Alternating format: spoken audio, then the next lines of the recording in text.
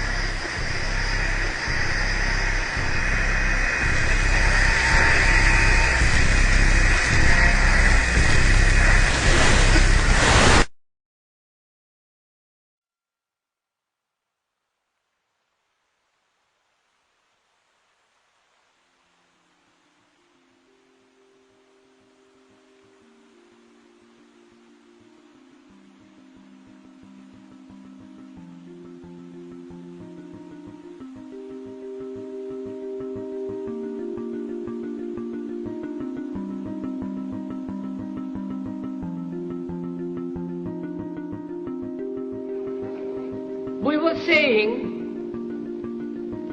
how very important it is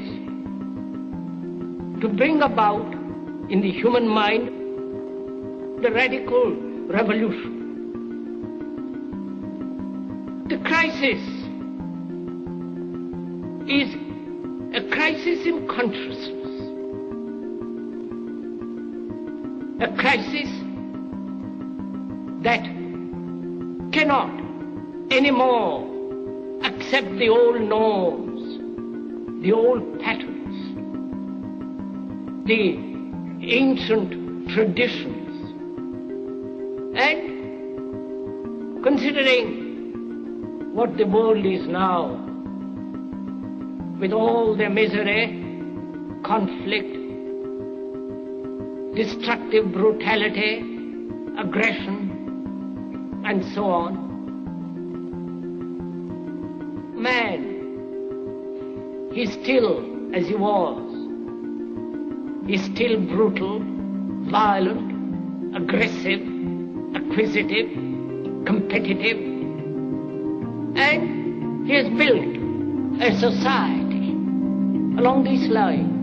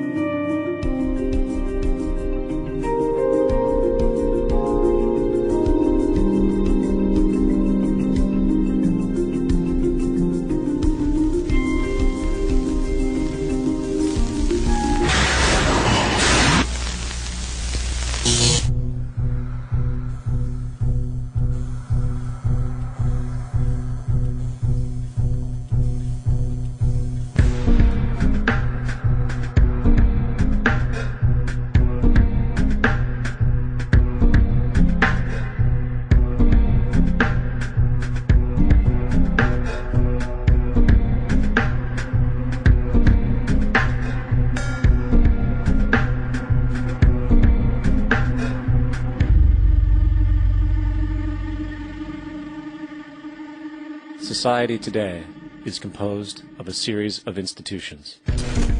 From political institutions, legal institutions, religious institutions, to institutions of social class, familial values, and occupational specialization. It is obvious the profound influence these traditionalized structures have in shaping our understandings and perspectives. Yet, of all the social institutions we are born into, directed by, and conditioned upon, there seems to be no system as taken for granted and misunderstood as the monetary system. Taking on nearly religious proportions, the established monetary institution exists as one of the most unquestioned forms of faith there is.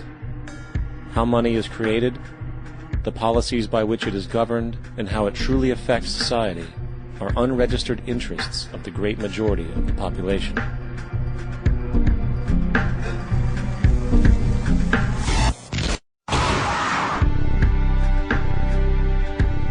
In a world where 1% of the population owns 40% of the planet's wealth, in a world where 34,000 children die every single day from poverty and preventable diseases, and where 50% of the world's population lives on less than $2 a day, one thing is clear: something is very wrong.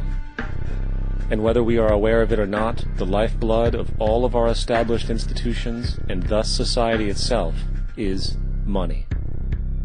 Therefore, understanding this institution of monetary policy is critical to understanding why our lives are the way they are.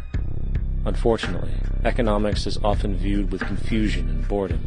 Endless streams of financial jargon, coupled with intimidating mathematics, quickly deters people from attempts at understanding it. However, the fact is, the complexity associated with the financial system is a mere mask, designed to conceal one of the most socially paralyzing structures humanity has ever endured.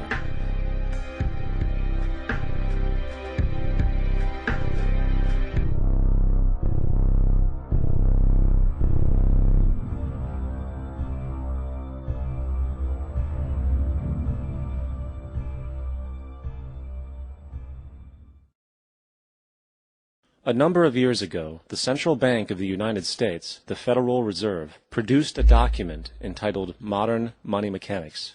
This publication detailed the institutionalized practice of money creation as utilized by the Federal Reserve and the web of global commercial banks it supports. On the opening page, the document states its objective. The purpose of this booklet is to describe the basic process of money creation in a fractional reserve banking system. It then proceeds to describe this fractional reserve process through various banking terminology, a translation of which goes something like this. The United States government decides it needs some money, so it calls up the Federal Reserve and requests, say, $10 billion. The Fed replies, saying, sure, we'll buy $10 billion in government bonds from you. So the government takes some pieces of paper, paints some official-looking designs on them, and calls them treasury bonds. Then it puts a value on these bonds to the sum of $10 billion and sends them over to the Fed. In turn, the people at the Fed draw up a bunch of impressive pieces of paper themselves, only this time calling them Federal Reserve notes, also designating a value of $10 billion to the Fed. The Fed then takes these notes and trades them for the bonds.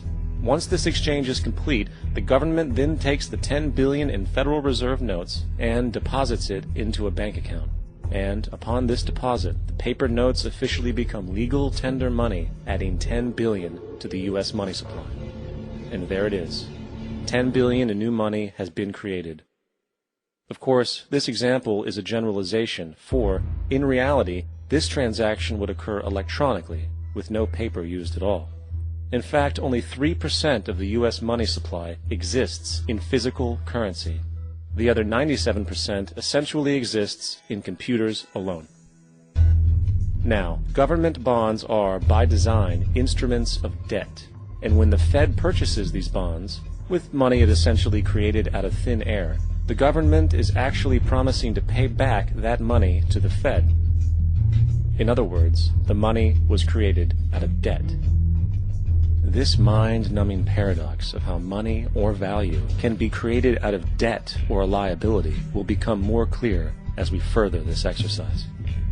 So, the exchange has been made and now $10 billion sits in a commercial bank account. Here's where it gets really interesting. For as based on the fractional reserve practice, that $10 billion deposit instantly becomes part of the bank's reserves, just as all deposits do. And regarding reserve requirements, as stated in modern money mechanics, a bank must maintain legally required reserves equal to a prescribed percentage of its deposits. It then quantifies this by stating, under current regulations, the reserve requirement against most transaction accounts is 10%. This means that with a $10 billion deposit, 10%, or $1 billion, is held as the required reserve, while the other $9 billion is considered an excessive reserve and can be used as the basis for new loans. Now, it is logical to assume that this $9 billion is literally coming out of the existing $10 billion deposit. However, this is actually not the case. What really happens is that the $9 billion is simply created out of thin air on top of the existing $10 billion deposit.